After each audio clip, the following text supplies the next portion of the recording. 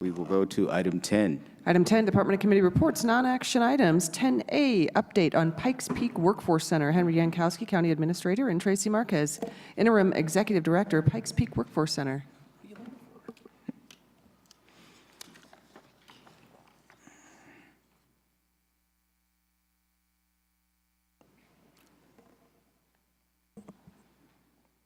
Good morning. Good morning. We are getting this up and running here. We're doing an update on the computer system. I'm Traci Marques, Interim Executive Director at the Pikes Peak Workforce Center. We just wanted to take this opportunity to share what we've done and successes that we've had in 2017 and talk a little bit about where we're going in the future in 2018. I brought our staff with us, my staff with us, to really share and express what the great things that they have done and what their departments have done, both in El Paso and Teller counties. The first slide that we will have. We're going to do the old-fashioned way. Do it upside down? Upside down. I really want to test your reading skills.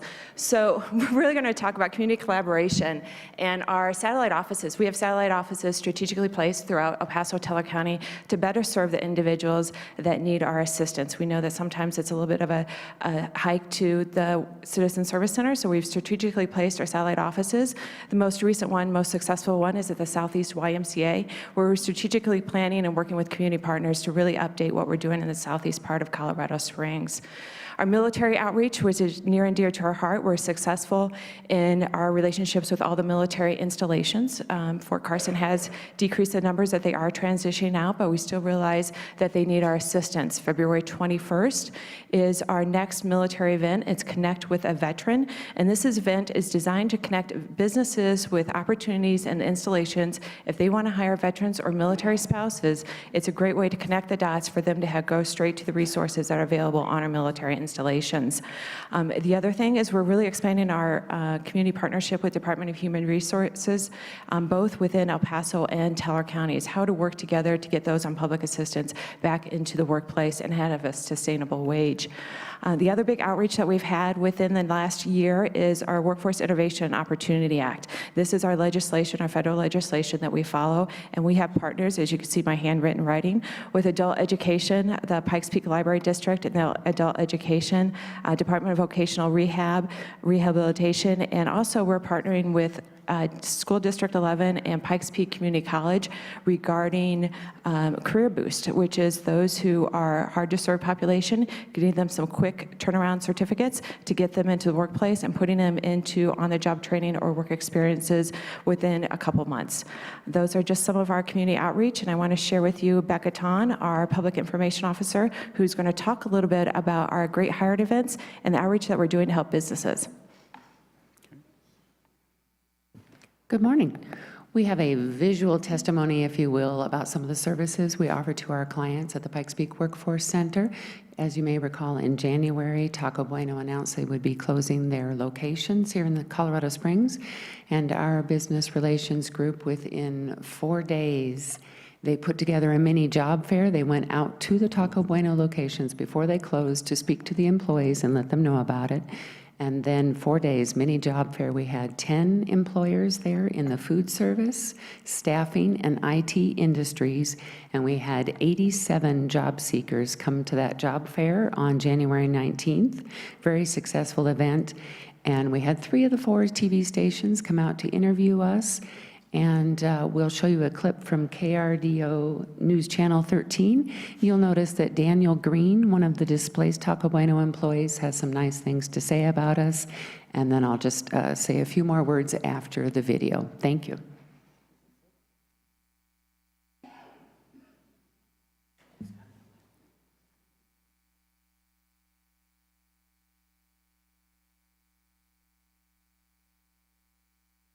This is going to be our biggest President's Day ever. So now's the time to stop by American Furniture Warehouse and take advantage of large in-stock selections of the latest trends in furniture and accessories.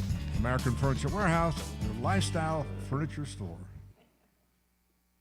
Workforce is stepping in to help former Taco Bueno employees. The Workforce Center gathered other chain restaurants like Chick-fil-A, Taco Bell, and Wendy's to give laid-off employees other options. Daniel Green worked at Taco Bueno for almost 2 years as a general manager. He says the job fair helped him line up a few interviews. This is definitely nice to come in here and, get 3 or 4 job interviews right off the bat and, kind of feel a little relief that, hey, I do have interviews and I'm not, I just put in an application, I hope they call me.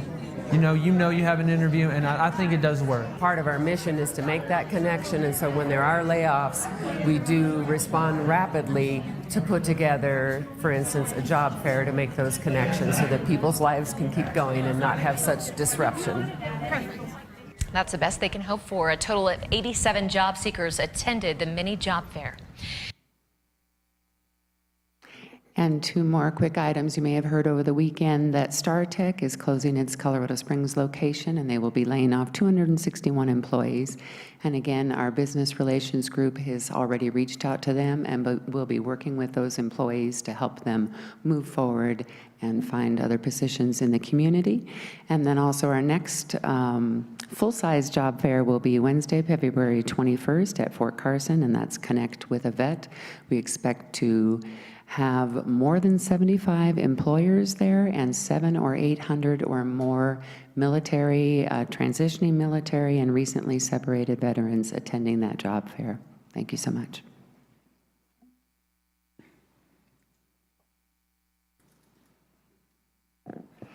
Hi, I'm Jennifer Pearsall-Herman. I'm the Industry Relations Manager with the Business Relations Group at the Pikes Peak Workforce Center. So in addition to our larger job fairs, one of the services that the Workforce Center provides to our business services is our hiring events. In 2017, we served over 2,185 businesses with the variety of 11 different services that the Workforce Center provides to businesses in our region. We staged and hosted 244 hiring events, and these are customized hiring events for individual employers. We set them up on days and times that they prefer, and job seekers can come in and meet with them.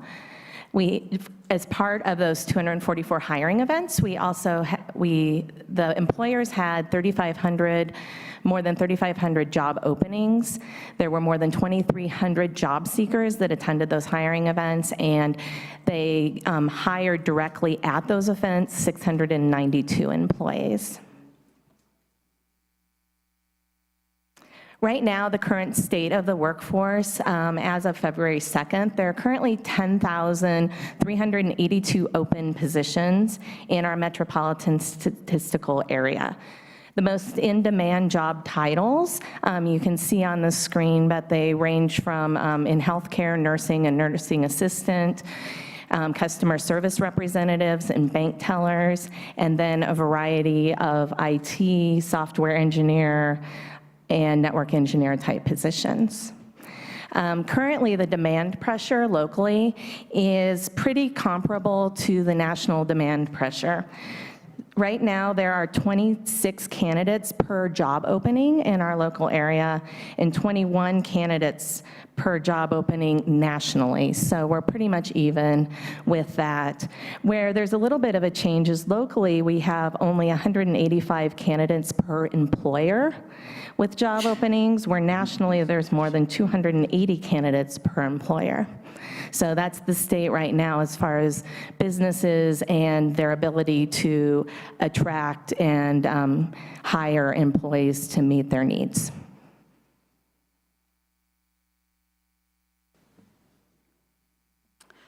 Lori Gervais, Finance Manager. So to fund these projects that we do, our funding comes 72% from the federal government, 18% from state, and 10% from discretionary.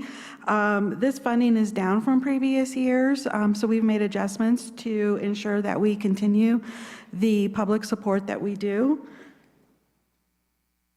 In next year and program year 2018, we are anticipating another 20% decrease in the federal funding, as well as a 4% decrease in discretionary funding. So we have actively gone out and partnered and seeked other non-discretionary funds.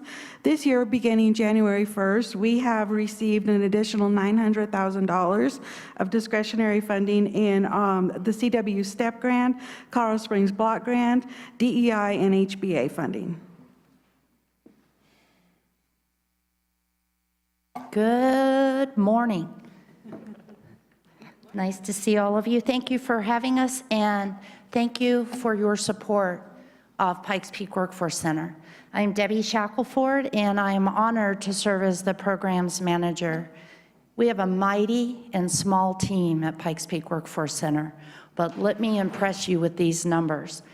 Everyone that works there is there because they have a servant's heart. And when you check out these numbers for 2017, our First Impressions team and our FIM manager, First Impressions manager, go ahead, give it up for Tiffany Clark Trujillo, sitting up there. They took care of helping almost 34,000 individuals that walked through our door in 2017 for a variety of reasons. Perhaps needed to upskill into another career. They were looking for their first career on our young adult side. They had just been laid off, as Becca and Jennifer talked about, the companies that are having layoffs, and we refer to them as dislocated workers. We also, as you can tell, our priority of service is our veterans. Almost 7,500 were served at our location last year. And then we get into the intensive case management services that we provide with the grants that we are honored to receive and are good stewards of. And in those grants, the areas, in addition that Lori spoke about, we have our Workforce Innovation Opportunity Act grant. We have our young adult program, the Governor's Summer Job Hunt. Check that number out. I know you all are impressed with 6,170 high school students in El Paso and Teller County that were provided work-ready skills, whether it's resume writing, interviewing, preparing for the job fair. I won't go through all the numbers because I don't want to insult your intelligence. I know you all passed Reading 101. I know Stan told me that you did, so thank you, Commissioner. But just very proud of what we are able to do through Pikes Peak Workforce Center with all of our community partners and the support that you give us. One of our hallmarks from 2017 on the young adult side is called Work Readiness Series. Again, you can look at the screen and see the amazing topics that we deliver and the tools and resources that we provide during the Work Readiness Series.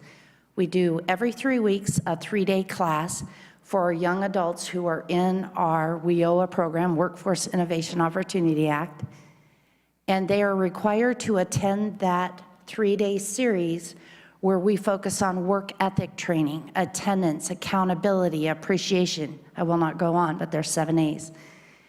We talk about financial literacy and talk with them about budget development. How cool is that? Not only do we give them the skills and the tools to land a job and work towards their career, but then we teach them how to save and be financially successful and independent.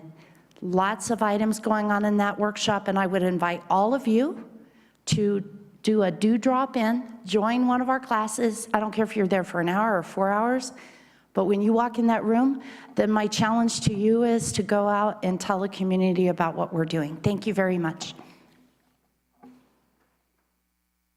Once again, thank you for allowing us this opportunity to talk to you and share the great things that we've done at Pikes Peak Workforce Center. We can open up to any questions that you may have. Okay, great. Any questions? Okay, Commissioner Vanderwerf. Thank you, Mr. President. Thanks for the update.